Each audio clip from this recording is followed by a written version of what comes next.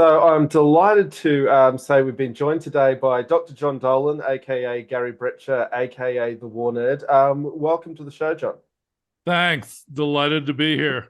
We've leaned on your expertise many times when we had an armored vehicle question, so I'm happy to return the favor as well as I can, which probably isn't very well. Oh, well, I'm sure it'll be a fascinating little run through. So, can you tell for those in our audience who don't know about the War Nerd, what Radio War Nerd is and where it came from? Well, it's a podcast, quite a popular podcast. Catapulted my wife and me back into the middle class when we were sort of the scruffing in the dirt poor. But before that, before Radio War Nerd, there was just the War Nerd column, and that was at Exile, an expat newspaper in Moscow, where I'd gone after quitting my academic job in New Zealand to work with a former student of mine, Mark Ames, who was the main editor of the Exile, along with Matt Taby. And we were walking along together in Moscow just before the invasions of Iraq and Afghanistan. And I'd been a war nerd for a long, long time. Basically, I spent a lonely undergraduate career haunting the reference room of the Berkeley Library and reading Jane's infantry vehicles, Jane's RPVs, whatever, Jane's whatever. I'm reading Aviation Week. I used to wait in the public library when I knew there was a copy of Aviation Week coming out and somebody else had it. And God, I hated those people who had my copy. But anyway, out of that misspent youth, I knew a lot about weapons, and I eventually decided that knowledge didn't matter as much as most people thought it did, because I started researching guerrilla war and how people with inferior weaponry often managed to defeat First World armies. So when the United States started getting very rah-rah about the Afghanistan and Iraq invasions, I had a sense that they were not going to go nearly as well as people thought. And this was not so much a virtuous sense as a pedantic one. It was very snotty. And I felt that we should somehow turn that into newspaper coverage in the pages of the Exile.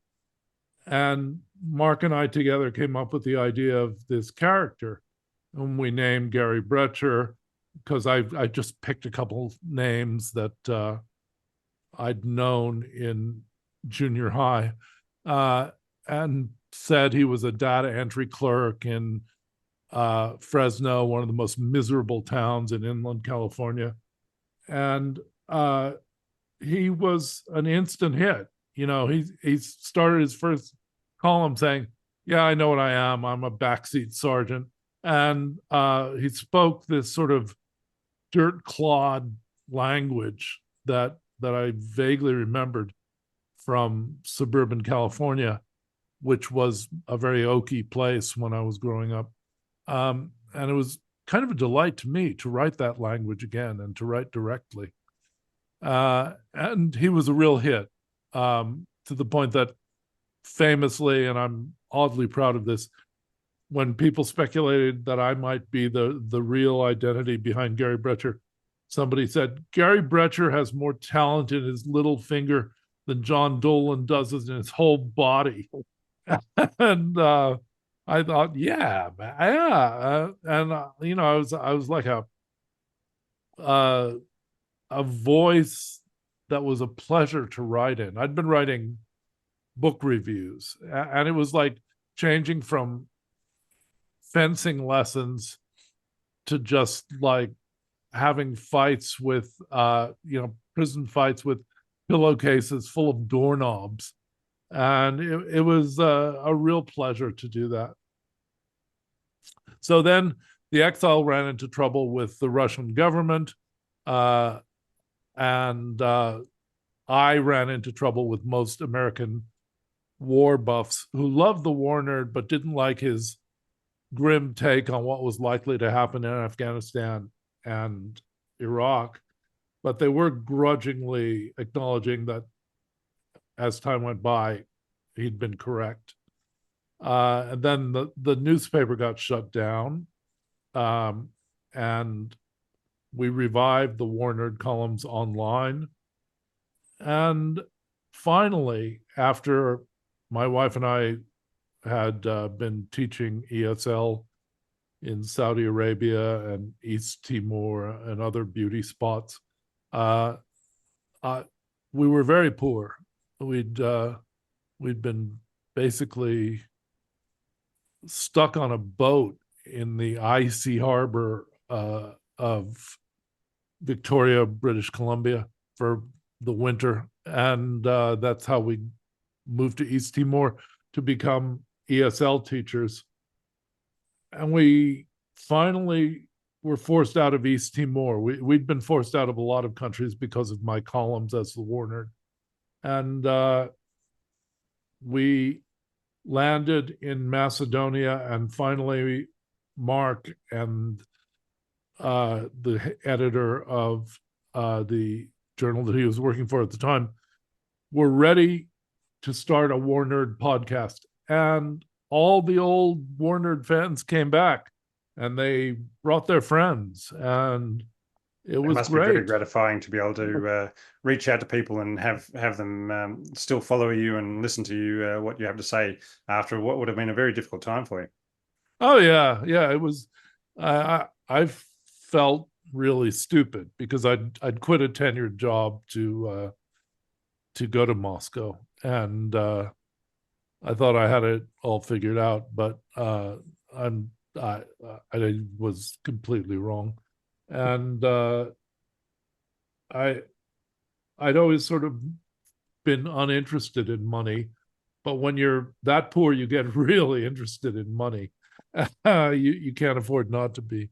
So it was glorious to be able to have enough money to live, and that's why, yeah, I'm very, very grateful to the subscribers of Radio War Nerd. Fantastic. Now, I've got a question for you about your the book, The War Nerd. Sorry, my green screen's pulling it out a bit there. Now, I think it must have been 2015. I was trying to subsidize or add to my journalistic income by working in a brewery. And there was a guy there who had been a sergeant in the airborne and done multiple tours in Iraq, particularly as a combat medic. And we got to talking about things as you do when you work somewhere. And he eventually, I said, "Look, here's the book, The War Nerd. Why don't you read that instead of relying on me telling you some things that you don't particularly want to hear about how these things have been going?" And he read it, and then he came back to me with a puzzled look on his face a few weeks later. He said, "Does that author actually believe the things he's saying?" And I guess that's my question to you, because I said, well, it's kind of satire of a persona, but would you say that was the correct interpretation? Yeah, yeah. Okay. I absolutely believe what I said in most of those columns. There were a few that were designed to hide my identity and contradicted some of my core beliefs, but they were mainly written very early. And as I went on, uh, I started feeling that it was too useful a platform to indulge in that sort of subterfuge. And increasingly, I just said what I actually thought. And yeah, but even so, even without that caveat, I believe, or believed at the time, and still pretty much believe everything I wrote in those columns.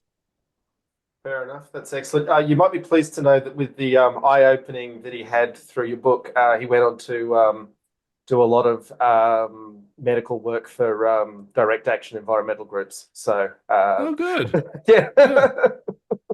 Yeah. And he ended up living with me for 6 months when his marriage broke down. But anyway, moving on, Yeah. moving on from that. The War Nerd today, you are read in some extremely powerful places, as far as we can tell. There are always little signs that the NatSec establishment at least keeps an eye on what you're up to. Yeah, we've heard that. I've heard that. Um, I can't really tell. I have only one friend who's ever been part of that, and he doesn't want me to get a big head, as it were, because that's already a bit of a problem. And he generally tells me, no, nobody's heard of you in these conferences, so that may well be possible too. Yeah, it's a big world. But certainly, I've seen people on Twitter who, saying, "Oh, is there anything like the War Nerd? Why is this the only thing doing this?" I guess to come to a question, a big part of where I see you adding value is just a straight honesty because you don't have any skin in the game. Whereas certainly in the Australian press that covers military matters, everyone's being paid for by a weapons company, or Yeah. everyone's directly employed by the department or the defense force. And so there's very little honesty going on. And I guess, Yeah, how do I you feel mean, about that? well, yeah, I think that's true, and I think it's much more true of, say, the military correspondent working for the New York Times or the Washington Post, or the ex-military brass they hire on CNN. Uh, those guys were telling people that the Iraq War and the Afghan War would turn out fine up till we turned tail and got out of there.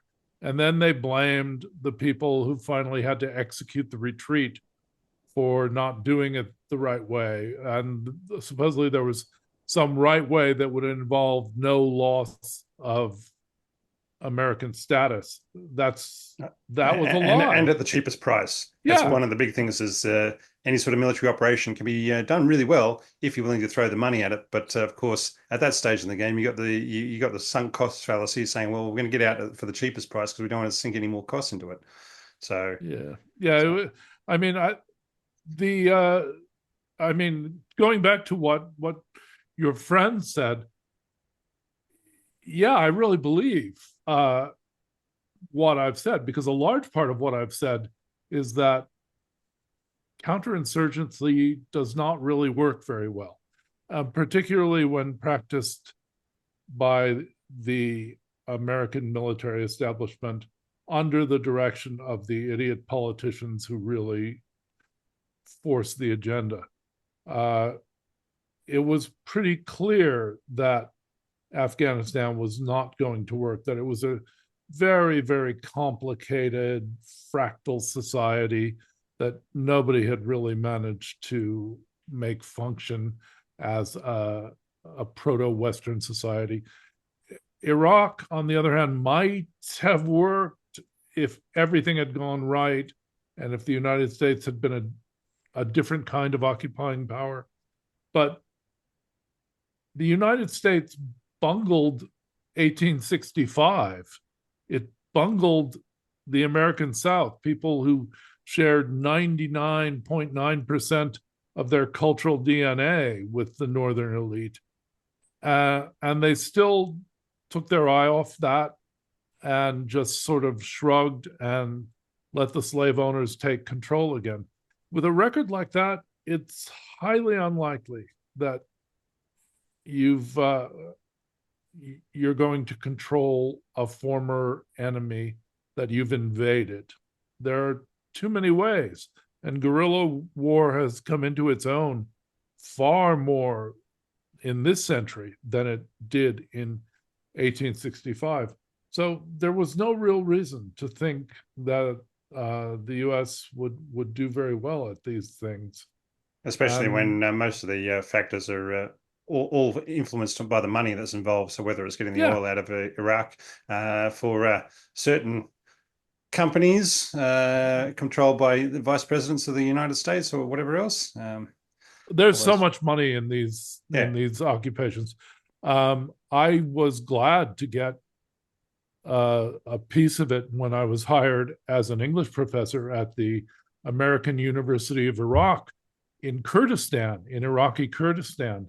I was fired after a year, which was a very bitter experience for me because somebody passed the director some of my war nerd columns, and he just fired me on the spot because they were all neocons at that place. But the salaries they made were astonishing. And one of the first things we were told in the faculty meeting was, we don't report any of this income, which was just like telling us you'd be a fool to pay taxes on this. So that was for people who weren't even doing anything military, weren't even directly funded by the American Occupation Authority. I don't quite know who funded us, but there was so much money that 1 year in that place, even as I had this undiagnosed illness and I was sort of dying the whole time, but 1 year of that before they fired me enabled us to go back to Canada, where we were living at the time, and live in relative prosperity for a couple of years. I am always fascinated with how these things work, just in terms of the money and where the money being the real motivation for the war. They're always stated reasons sold to the public, particularly, and then that feeds into, we're doing really well, and this is all going to end well. But it's the racket itself, and there's never any accountability, never any explanation to the public about how much was spent and where it went, is there?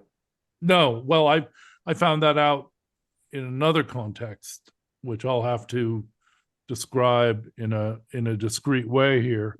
A friend of mine became a contractor for a very unglamorous part of the occupation. And even he couldn't believe how much money he was making and how easily he was making it. And he said, they told me, just fly over here and we'll just put the money in an attaché case and we'll just give you the case. And he added, I'm not flying to Iraq. And I was very poor at the time. And I said, I'll fly to Iraq. I'll fly to Iraq. But he wouldn't let me. So he was afraid I'd get, unpleasant things would happen. And he'd probably be sued. But the money that he was describing there for a really unglamorous, unclassified item that he was selling, it was insane. Excuse me. So I was asking you before the interview. So how many countries do you think do have arrest on sites out for you at the moment, between Russia and Saudi Arabia, possibly Iraq? What any other places do you feel that you wouldn't want to visit again?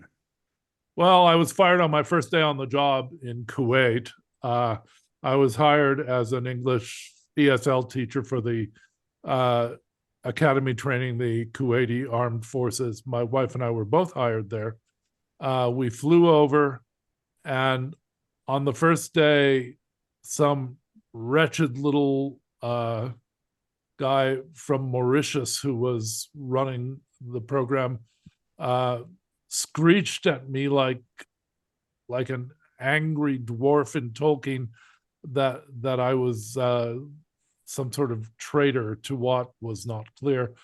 And then he seemed to calm down, and he smiled. I should have been warned, but he smiled and he said, "Today's your first day. You have to do a little demonstration of teaching, so I'll just lead you to your first classroom." He grins at me, opens the door, pushes me in. The room is full of Kuwaiti Army, Air Force, and Navy officers in full uniform. And I just sort of, it was a whiteout for me. It's like, uh-oh. I'm probably going to be okay after this. But basically they said, the guy was very reasonable, actually, the head officer. He just said in very good English that there's freedom of expression within limits in Kuwait, but we can't have you teaching here. So why don't you, he said something like, why don't you see the sights? why don't you go be a tourist for a while? And when I figured out that that meant I could leave the room, I was absolutely happy. Yeah, tourist, that's me. I'll be a tourist. You won't have to worry about me. So for the next year, we lived in Kuwait, and my wife taught Kuwaiti officers, which, as she passed on to me, was a fascinating experience. Like, they all had side businesses. That was the real occupation for them.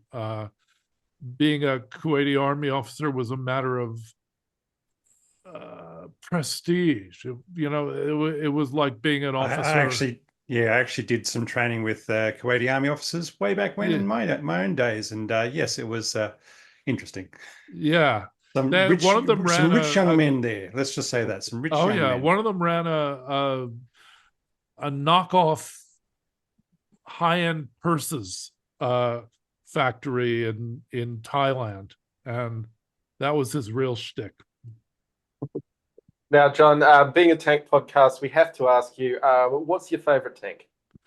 Yeah, I think I mentioned to you that I've always been in love with a Swedish tank that I saw in I think Armed Forces Journal in the mid 1980s, because it completely surprised me. I think it was I can't remember the Swedish thing. Is it the S tank? Yeah, Sprutzwagen 103. Yeah. And it did not have a turret. It had a fixed gun that could be aimed, because it had some sort of hypersensitive chassis, and you could elevate and tilt the chassis so as to aim the main gun, which enabled the tank to be lower. It actually looked like a tank that somebody had sawed the turret off. Yeah. And supposedly it was a pretty good tank too. Yeah, it was the first jet turbine tank, so it beat the Abrams and the T-80 in that regard, and also complete duplication of controls done through bicycle chains, so that Wow. yeah, You could drive forward and reverse, and the main thing was that until gun stabilization came along for your turrets, then it was quite good in its ability to lay on target and turn in place and be a very defensive tank. Yeah, they only made, I think, like 290 of them, and I was never quite clear on what the Swedish armed forces were going to do if the Russian army rolled through there. But the Russian army probably was never the faultless juggernaut that NATO made it out to be. It certainly didn't cover itself with glory in the invasion of Ukraine. So maybe they would have been able to do something. Well, it comes down to your deterrence arguments, which can always be very dangerous, because the greater deterrent you build up, the more your opponent needs to knock it down. But yeah, I mean, for small countries like Sweden and Australia, it's always about, how painful can we make this if they want to do something to us. So if you can hold out for that first 5 to 6 weeks and before capitulating, then reinforcements from elsewhere might come along and join the conversation.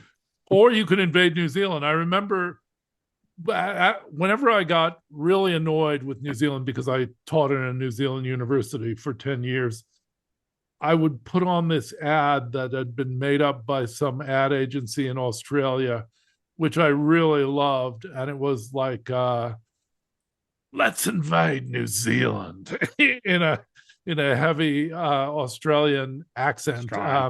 And the soundtrack for the Australian Armed Forces was AC/DC, and the soundtrack for the New Zealand patsies and future victims was, I don't know, Crowded House, or some feeble lyric of the Dunedin sound, and I was in Dunedin, so that being the soundtrack of well, it's the only way we're going to get the Bledisloe Cup back after however many, Yeah. 20 something years. Now, are you a Highlanders fan, or you just go for the NPC Targo team? I'm an Oakland Raiders fan. Ah, I have been since haven't the been age of converted. 7. Yeah, yeah. Spent so many years in the South Island in the South. No, I mean, I like rugby, but by the time I got to the South Island, I had a wrecked knee that was barely capable of walking, and I didn't want to go anywhere near a rugby game. I mean, I saw my brothers-in-law playing rugby, and it really did seem like American football with no pads, and scared the hell out of me. Nice one. Rob, you got any other questions? No, I think I really appreciate being able to spend some time with you. Now, if you've got anything you want to plug, yeah, how can people find the War Nerd? Well, the War Nerd is on Patreon. I thought it was Patreon, but because it's Patreon, you can find it there as Radio War Nerd, and you can sign up there. We are doing more shows now. We're doing like 8 shows a month at least, and I would have thought we'd run out of material by now, but on the contrary, the Gaza war has been a grim story, but it certainly needs a lot of attention, and it's always something. I mean, everything seems to conspire to give us material. Yeah, I'd say also your coverage of the conflict in the Horn of Africa has been very important, because there's really not a lot of English language discussion of it. No one wants to know. That's strange. And because to me, and you guys would know about this, people think this is one of those African bush wars, and there are parts of it and phases of it which resemble that. But this is also the biggest conventional mechanized war that's happened on the planet in recent decades. And it was done with great professionalism at some points. I mean, the way that the insurgents trapped the Ethiopian tank convoys in a narrow pass and blew them apart in the late 1980s. It was a classic tank battle, and I think, frankly, there's a certain anti-African prejudice among a lot of people that they don't want to hear about it. Okay, well, anyway, thank you so much, John, for your time. Really appreciate it. Excuse me. And we'll let you get on with your evening, but thank you for coming on the show. My pleasure. Okay, bye. Thanks, John.